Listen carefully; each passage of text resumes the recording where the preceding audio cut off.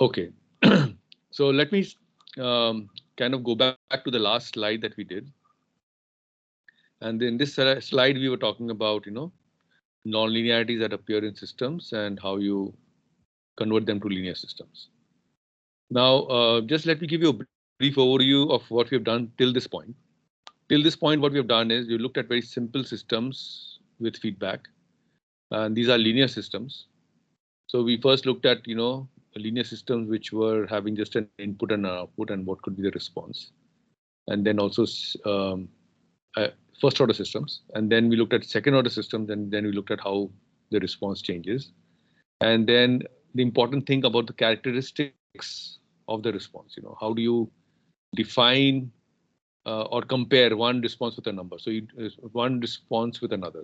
So what you could do is if you had these definitions in mind, you could develop similar metrics or something that or recognize, characteristic features of certain responses, and then pick up those features and then compare two different cases.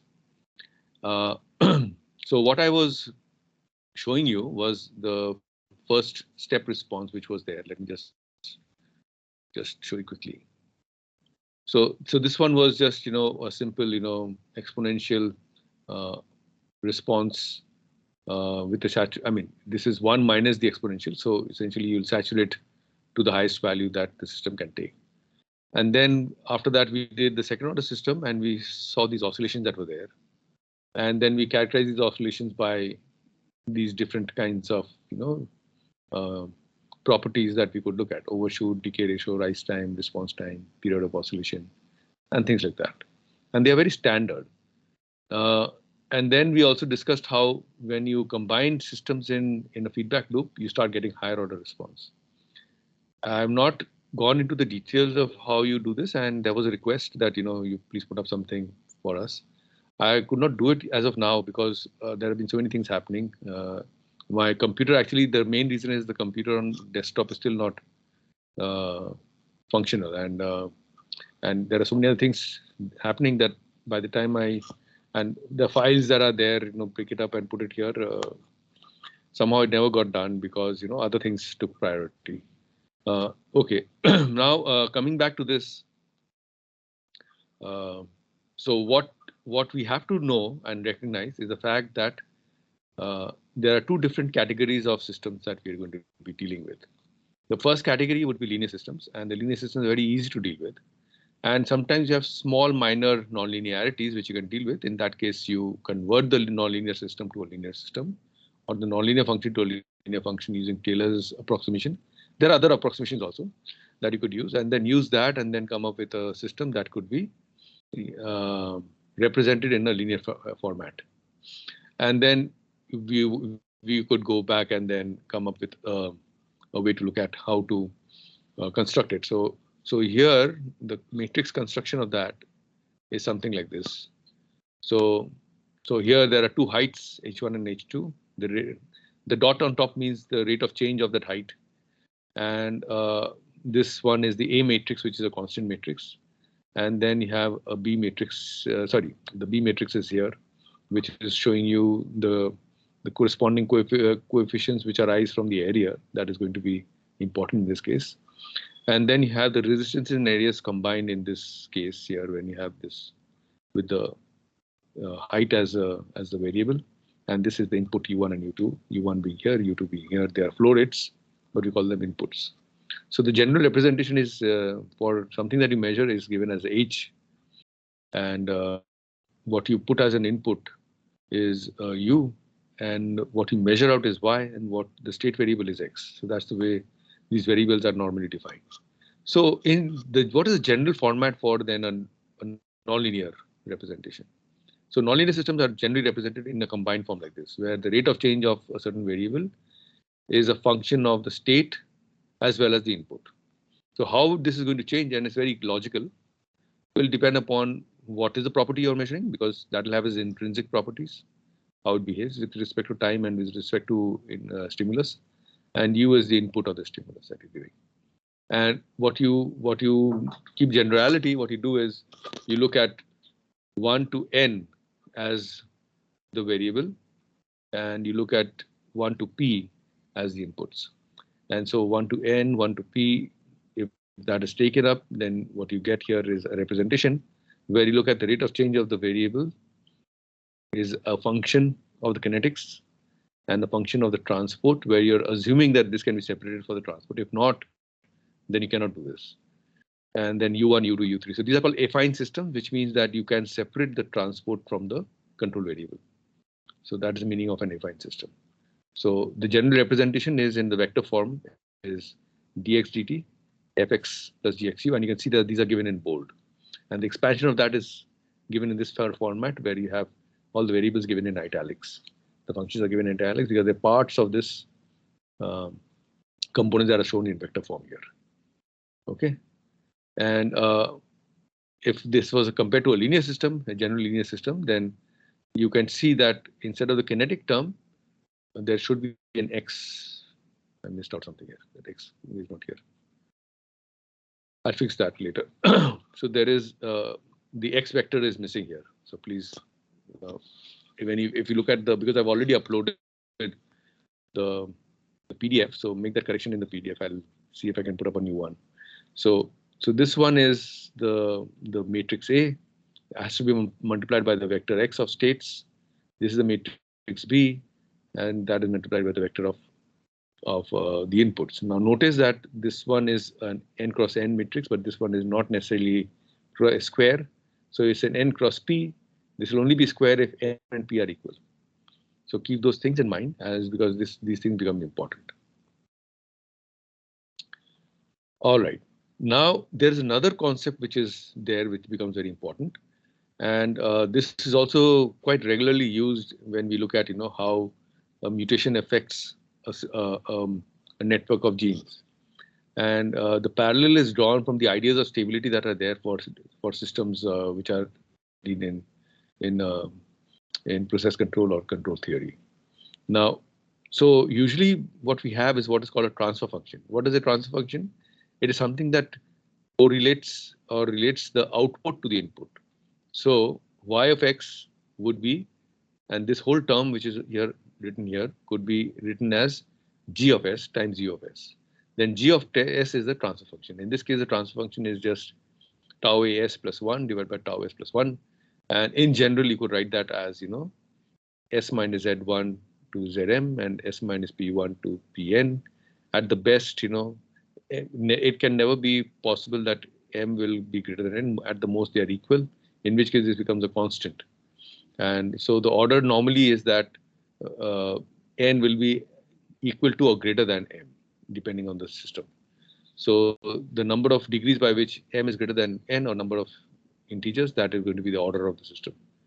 Now these are called the poles, and these are called the poles, and these are called the zeros. The numerator is all the zeros. It means if you take the numerator equation and then you factorize it according to this form, then what you get are the zeros. And if you take the denominator term and you factorize it, then you get in this form, then the p's are going to be the poles. The poles and zeros are such that if you plot it on a complex plane, then depending on the number of poles and zeros, usually the system will travel from the pole to the zero, and depending on where the zero is. So normally the zero should be such that the poles are on the left hand side, the zero is also on the left hand side. If the zero is on the right hand side, then it means that I should draw this out here. I don't have this ready.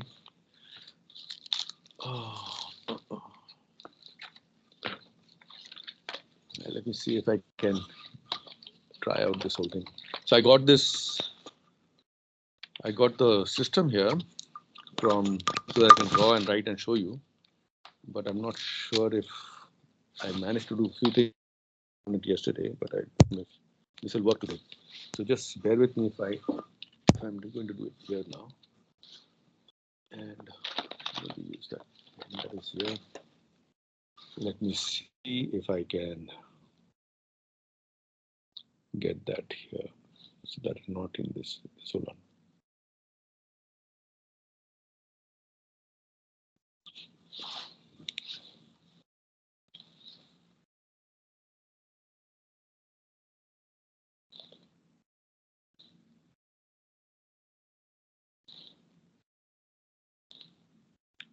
will close the.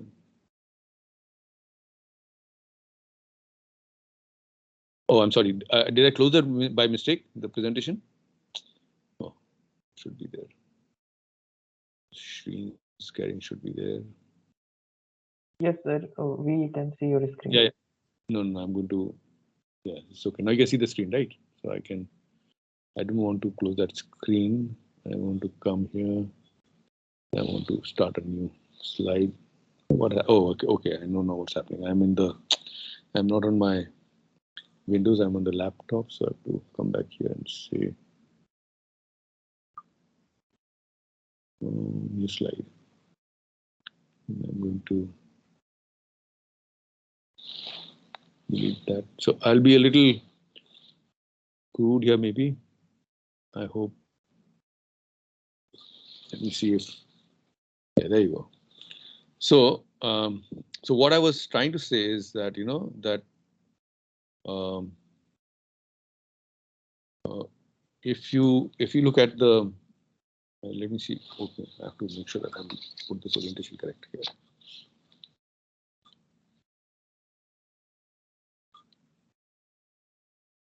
Oops.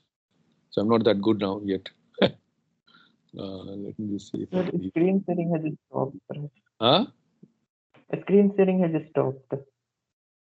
Screen sharing has stopped? Why? Yeah, sir. I don't know, sir. Hold on, let me just see what happened to the screen sharing. It should not affect the screen sharing.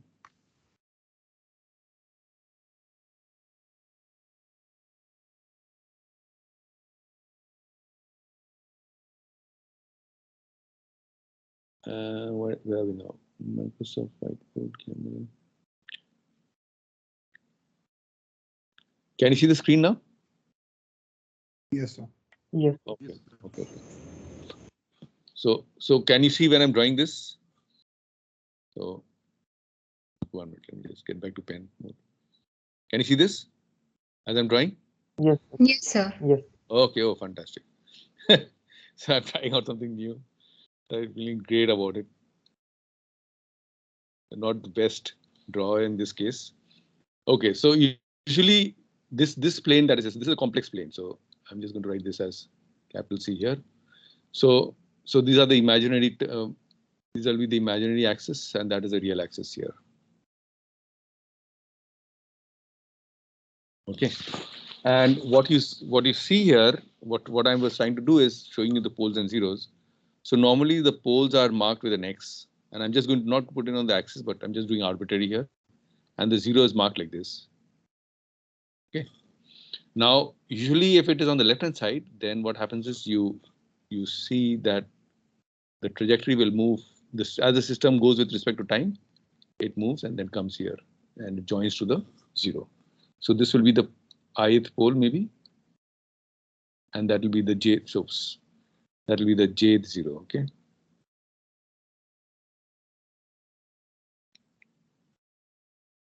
Okay. And if I were to come up to this side and if the zero, let's say the kth zero is on this side, and then this would then traverse like this. So I'm going to mark it with a different pen maybe.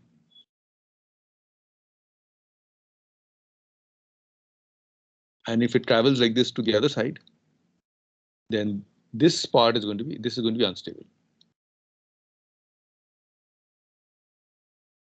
And this will be stable.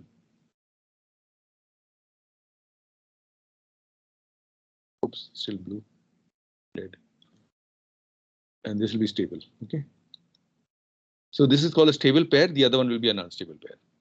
Now, usually the zeros will come in pairs also, as complex conjugates. So the normal form of this the z is going to be, sorry.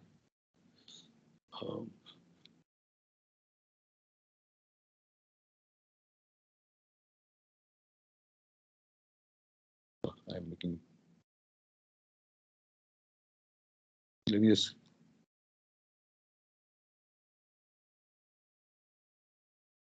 Let me just redo this. So the Z is normally like this.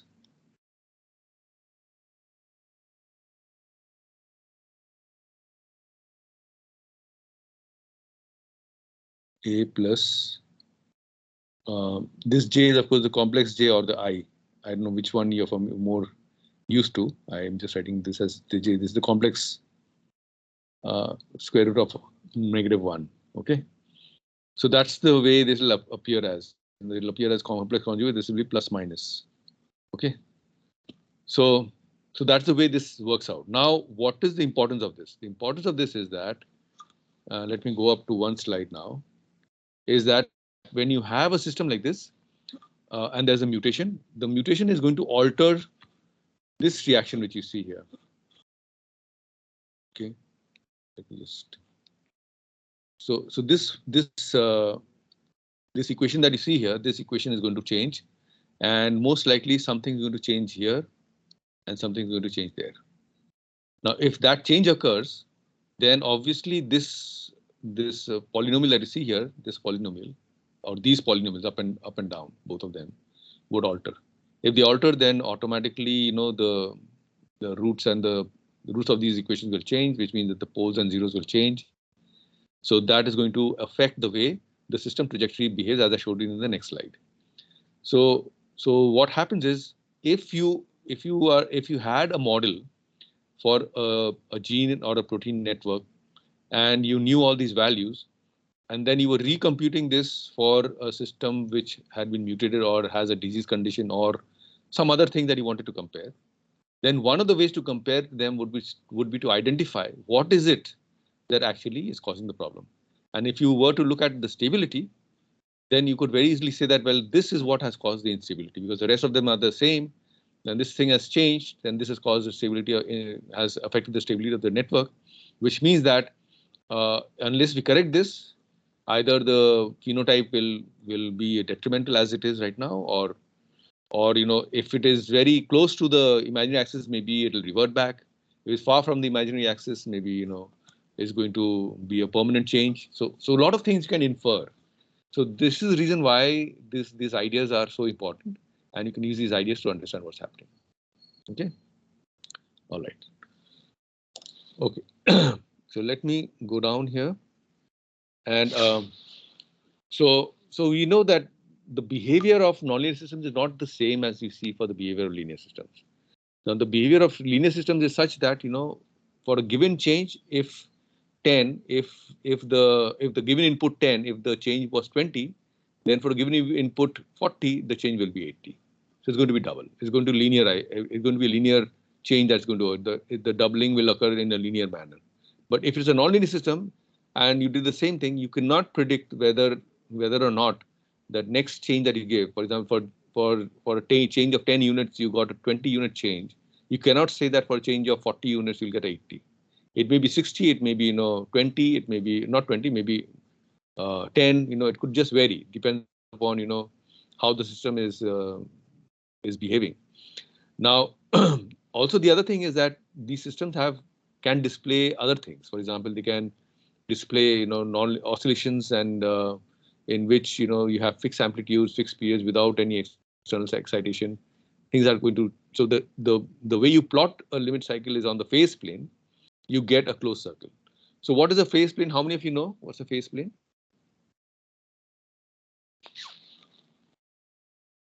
How many of you know what's a phase plane? Sir, we know, but I have forgot. Okay. Anybody else? Anybody who's got the math background would like to speak about it?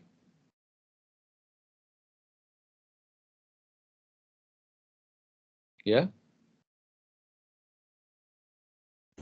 So we used to map the differential equations based upon the variables. No, that's all right. But what is the x-axis? What is the y-axis? Tell me that. I think x-axis would be that. I think it's based upon the function we used to. No. So I'll just tell you what it is. Okay. So the phase plane, I'll go back to this figure here so I can use this once again. So the phase plane, in contrast to what I've just shown you,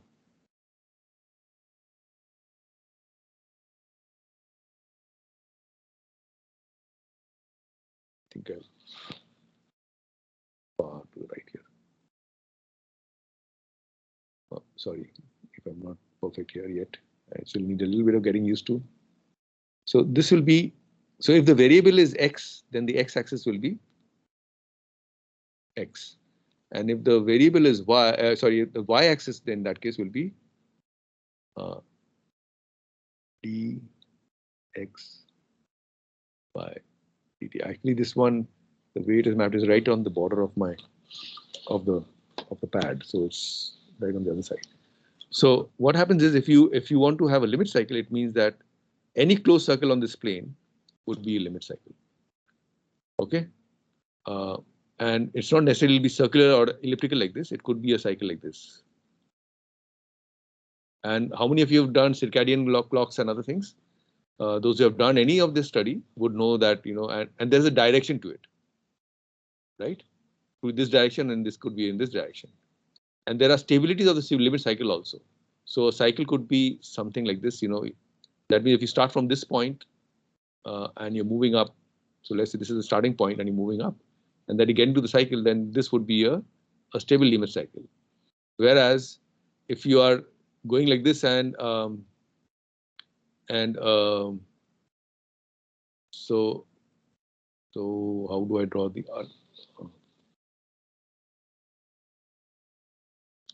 sorry. So if there is a starting point which is here and that is going into the cycle there, whereas there's a line that is going out like this, so that, you know, if it comes back this way, there is a chance that it will go out. Then as long as it is within certain parameters, it will be within the cycle. Maybe this part, the inner side part of it is stable, the other part is unstable. So there are many of these different versions of the limit cycle that are possible. And so that is one of the things. And also, you know, these are very important also in terms of when you do biological sciences. The other things that you learn about these things are, you know, these cycles appear very frequently in neurons. And also, if you were to represent neural, as they call neural correlates of the brain functions, and there are certain regions where these neural correlates will give you responses of this kind, and those would essentially indicate some kind of a memory location in the brain. So these things are important, and so there are many applications of these mathematical terms that we see here, and the mathematical analysis we're doing here in terms of systems theory. So these things are actually all applicable to our biological systems. Okay, all right. So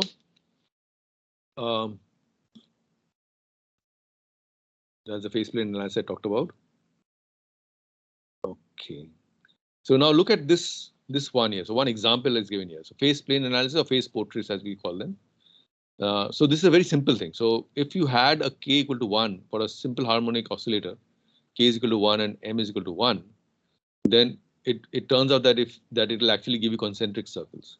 So given an initial condition, is going to define a radius of its trajectory, and it's going to be on the circular path all through. So this is what we call as simple harmonic motion, but in this case, it does not traverse out of the initial condition. So whatever the initial condition, it defines the circle according to that. And so you can see that in this slide I've shown you, there are several of these concentric circles shown to you. And you can see there are two variables. And if there are two variables, you can plot one with respect to the other. Can you tell me why this is okay? When I say dx dt is equal to plotting x and x dot, but what I'm showing you here is x1 dot and x2 dot. Is that quite acceptable? So could you repeat the question? See, yeah, what I'm saying is, see here, I've talked about this as x1 dot and x2 dot. That's the way the system is defined. But look at this here. I've got it as in terms of one variable here, right? This one and this one. So is that consistent, you think?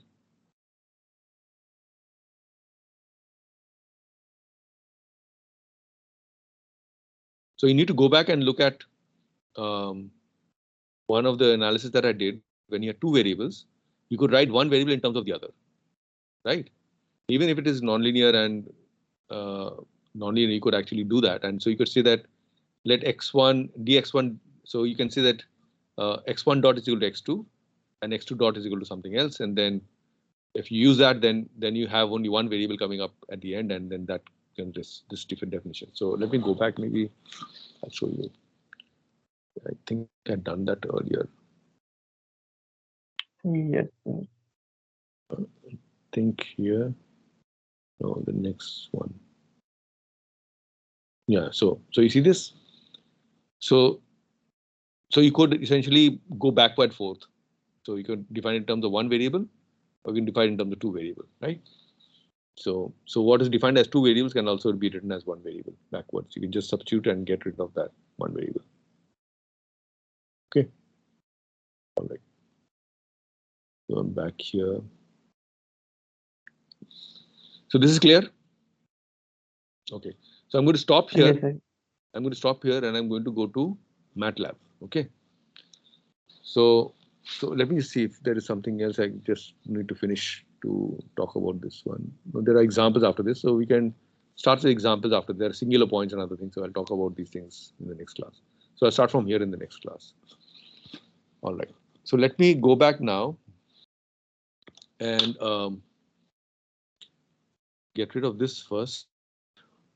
I'm going to minimize that. Minimize that. Where is my MATLAB? Oh, MATLAB, it kind of jumped out of it.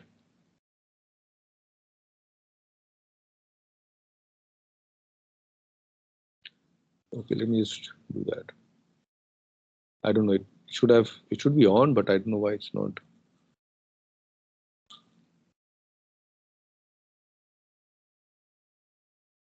What is?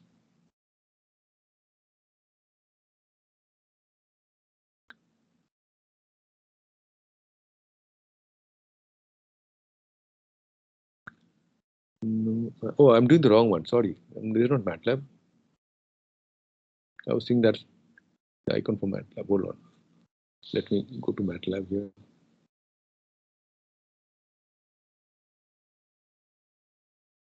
Where's MATLAB gone?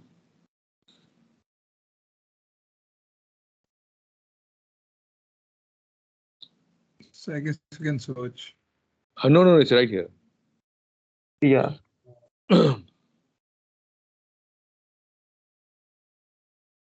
So just give a little time for this to kind of boot up. So those of you who have MATLAB can also start kind of start up the MATLAB on your laptops, so you can see what I'm doing. Maybe follow that. So what I'm doing here is for you to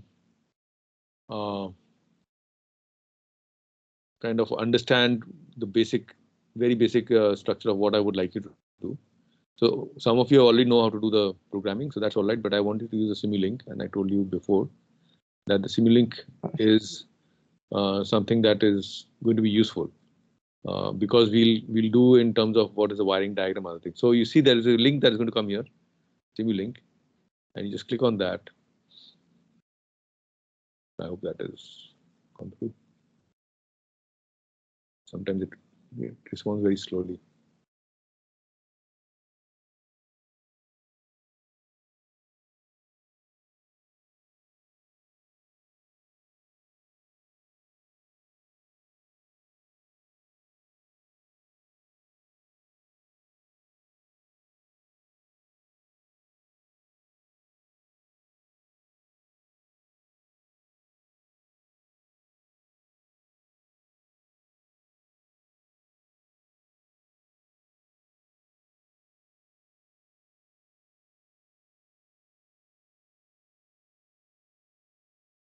Okay.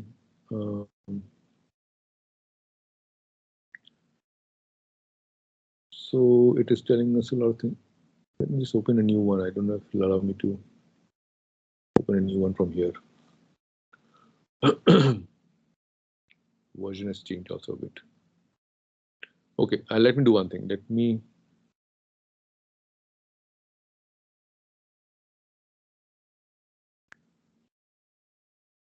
do one thing over here. It's not in my documents. It responds so slowly that I have a problem with it. I don't want. It's not what I want. Cancel. Anyway, let me, because the blank, we can just do a blank one. See what it gives us. I don't want it to give me a template. That's the main thing. So if it gives me a template, that's a problem.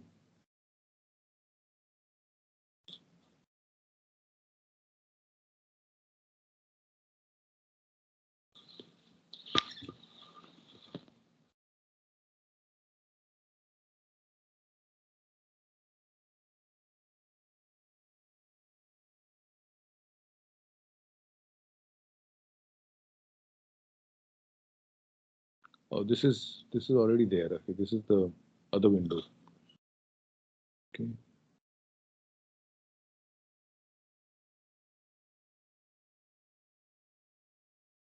Okay, so you can come here and you look at the library for this one.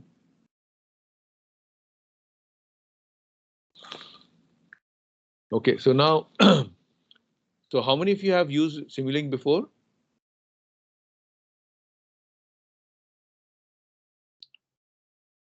No, sir. Nobody, is it? Okay. No, sir. No, sir. So this is very useful. but not Simulink. Okay, this is very useful actually for as you'll see, to kind of build systems here. So the commonly used blocks that are there are normally something like this, right? So I could see if I could have a.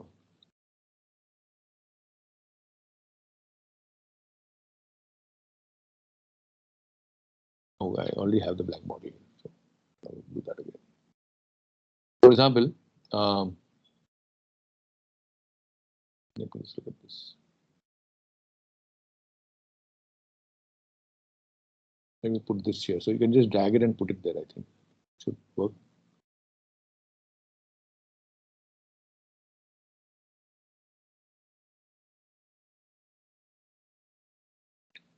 I don't know why it's not showing me.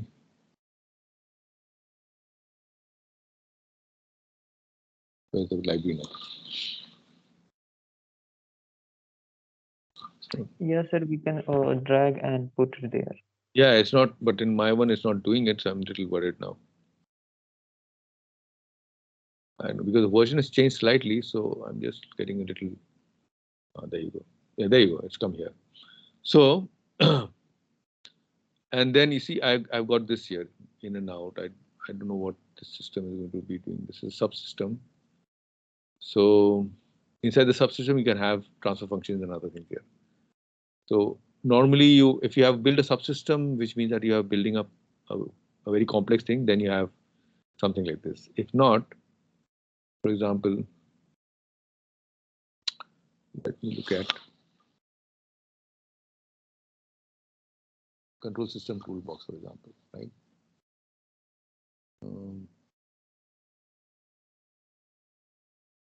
So you could essentially use. Takes time to build it here. So you could use. So when you click on this.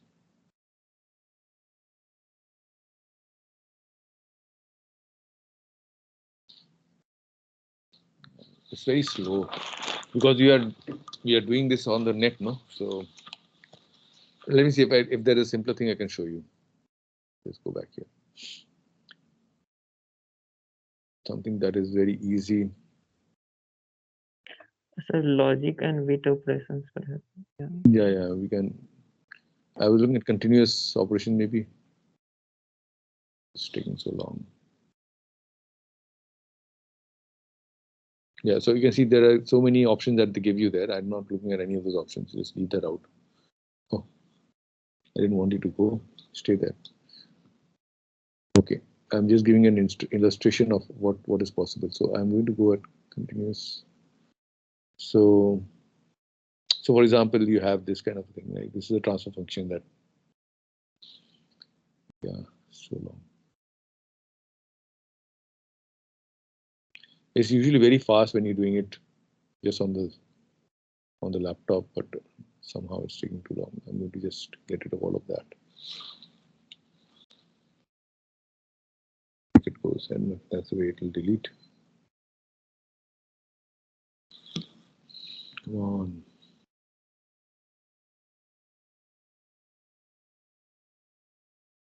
It's actually the bandwidth is too little for this, because MATLAB itself is very heavy. So anyway, the idea is, let me just tell you. So see, this is a first order transfer function. Come on.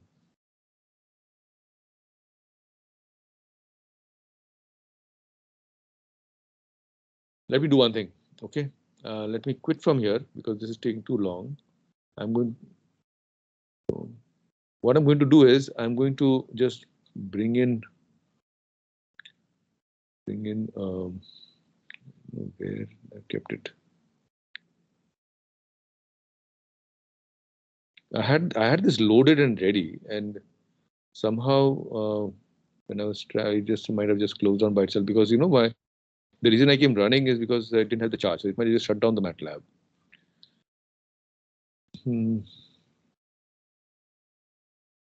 These are the initial code. Let me the MXO project. Yeah, bye. It's easier for me to go from the other.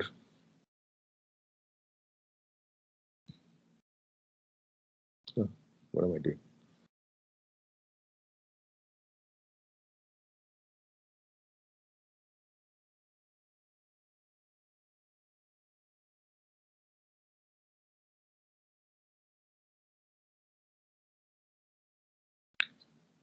I have to stop this. Let me just stop this screen sharing, and then I'll just pick that up and bring it up here. Hold on for a second.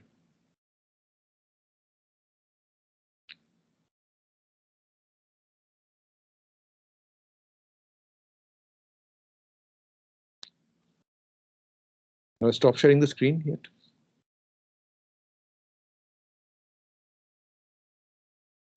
Sir, the screen sharing has been stopped. Okay. All right. Just give me a second. Let me bring that file up in the.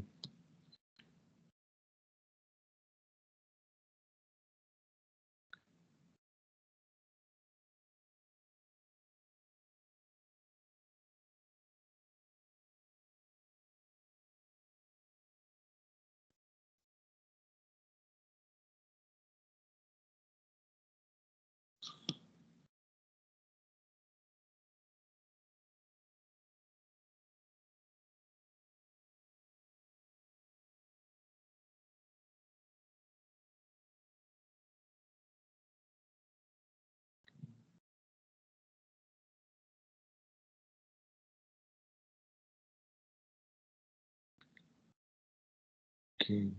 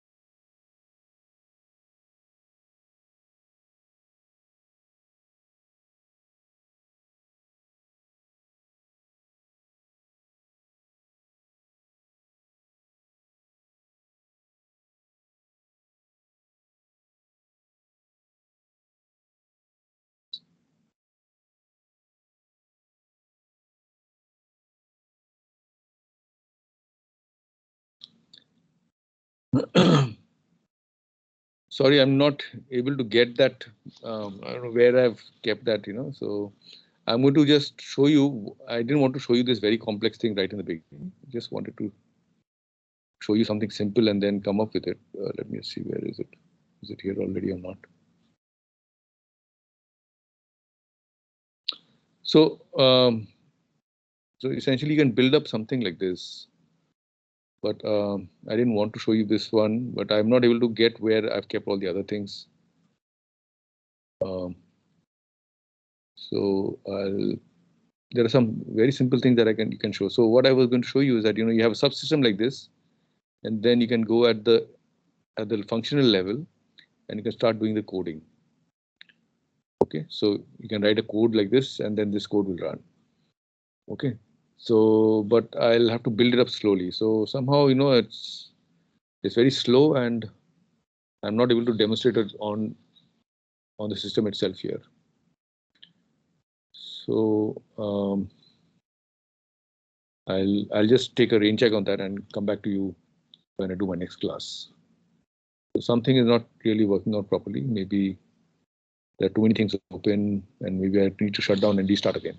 So that will just be a waste of time. So let me come back to the lecture slide here. So just excuse me for this. It's something that I could have done very nicely and shown you, but unfortunately it's not working because what I wanted to show you is not happening here.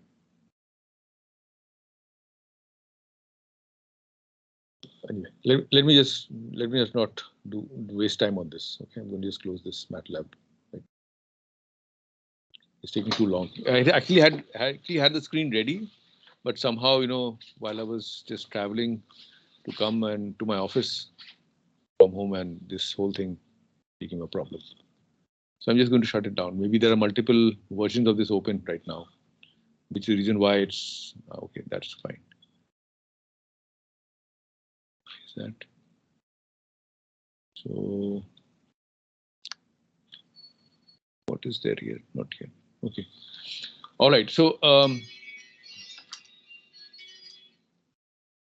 so what I was trying to demonstrate to you is that actually these things that I'm showing you here, these simple examples, instead of going into a big MATLAB code and trying to, I mean, rather you can do it very simply also in the MATLAB, not that. The finally when it's very, very big and you can do that, but you see simple things like this, like the second order response. Okay. This is very easily done in this Simulink. So you could actually go to Simulink and carry out this whole build up this a link like this, and then show that this functions very well. Unfortunately, something is not working with my MATLAB right now. So I'll have to show this to you later. I was planning to just show this to you and then show you that it actually gives you a second order response. So I'll show that to you next time. So in the meantime, those who are able can go back and look at the MATLAB and then take care of this, and you can come back and discuss. So let's look at, so what are the three things that we learned today is that, first of all, that these characteristic times that we talk about, they are very important. And they can be used to represent gene networks. And the gene networks, when they're compared, one of the other things that you can talk about is the sensitivity changes, the stability changes that are occurring because of certain mutations that are there in a certain phenotype or in a disease type. And when you actually work with this, you can go back and talk about the stability like we talked about here, and then do a work it out in. I mean, you can work out the stability and then discuss why, or try to find an insight as to why certain things are happening with a phenotype. Okay, so we'll stop here so that we can space out our lectures, in terms of topics well. Any questions on this so far?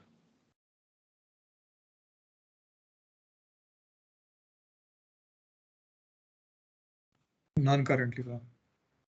Anybody else? So this is always the same 2-3 people who are talking. Can somebody else besides, Vishantan or, Ratnesh or? So if we have any doubts, we can probably ask in the beginning of the next lecture, once we can probably go through the content that has been taught. Okay, all right. Okay. Anybody else would like to make a comment? Okay. For today, we'll Well, just Okay. Rajneesh. Rajneesh and if you Navneet. can upload the slides. I have uploaded the slides before the lecture, but there is material that needs to be uploaded. I'm going to sit down and do that now. Okay. But I think I must have missed out while I was doing that, but I didn't have time to respond to or upload further because some of the material is not on this laptop. Some of the material is in my desktop. So I'm here at the office now. Let me see, because I think lectures 7 to 10 are not there uploaded also. I think so. I have to upload that also. And material related to that, right? So, Naveen. so like my doubt is like I'm not able to get the point like that between the mutation and stability. Okay. See, So, it's like yeah. What so do I do it's now? like no, so, it's like in that stable one is like a kind of non-mutated or like it's a kind of wild type or No. See, the thing is, we don't know whether stability or instability is a desirable trait in a certain network. Okay. So it could be that, for example, that you don't want the network to have. You want the network. See, the stability of the network is normally the way it works is like this: that if you take 2-3 genes and you construct the regulation and do what is called a wiring diagram. And this I will discuss a little bit more in the next class also. If you construct what is called a wiring diagram, then you see the way the information is flowing from one gene to the other, and how that is controlling the way the gene is behaving or the gene network is behaving. And by what do we mean by that? We mean that a certain protein that needs to be synthesized, how it is getting controlled by all these inputs that it is receiving in the gene sequence that is there. So the promoter sites are there. You can have maybe an allosteric control site on the enzyme itself. So all of these things are there. So how it is really getting controlled. Now, whenever there's a mutation occurring, this mutation would mean that it is altering something that is there either in the, let's say, the promoter site, or something that is happening on in such a way that the protein sequence has changed. The gene sequence has changed so that the protein amino acid has changed, and so therefore you have a alteration in the active site of the amino acid, right? Or rather the protein. So these things can change. Now, if you were to represent this as a model, then let's say that the first state which is there, where nothing has changed, has a certain behavior in terms of stability, in terms of the dynamics that you are observed. That would definitely get changed if there is now a change in the way the synthesis of the gene is controlled, or in the way the activity of the protein that is being synthesized is getting controlled. Right? Clear? That much you yeah, agree is with? yeah, is it like a kind of a neural network when some No, no, change in no, no, the no. It's not neural network. What you're doing now is you're constructing, and what we're talking about is an ordinary differential equation as a model okay, yeah, right now. yeah, So, and when you have an ordinary differential equation as a model, you could, in that model, uh, if you were to do the wiring diagram, then you could have it kind of be represented as we represent it in systems theory, or in where okay, you have these blocks which are representing each of these properties that are there in each gene, maybe, or each part where something that is dynamic is getting altered. Okay. okay, Now you have a condition which is the base configuration, and the other one that is the altered configuration. And obviously, there will be a change in these two in terms of either the dynamic behavior or in terms of the actual control that is happening. That means the actual stability of that system that is there, right? yeah, yeah, yes, that there should be some Yeah. change. So then, yeah, that change that we are talking about is something that can be mapped. So if you talk to a biologist, or if somebody is doing the experiments, all that person will tell you, well, I have looked at this gel, and this gel is showing me that it has increased or decreased, right? Yes, So you as a systems engineer, or you as a mathematician, or you as a system biologist will say that, look, you're giving me the end point. That is not sufficient for me. Can you give me 2 more points in a time profile? And maybe that person can run a gel where he conducts their experiment in, let's say, 2 or 3 more time points.